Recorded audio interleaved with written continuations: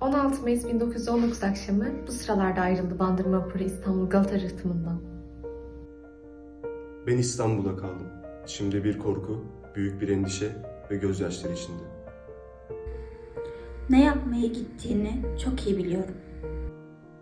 Ve bu yol öyle bir yoldu ki ölüm hep pusuda bekliyor olacaktı. Bu yol zor bir yoldu.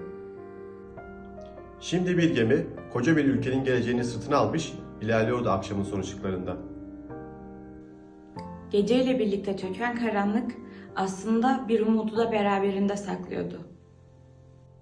Yeni günün doğan güneşini saklıyordu karanlık.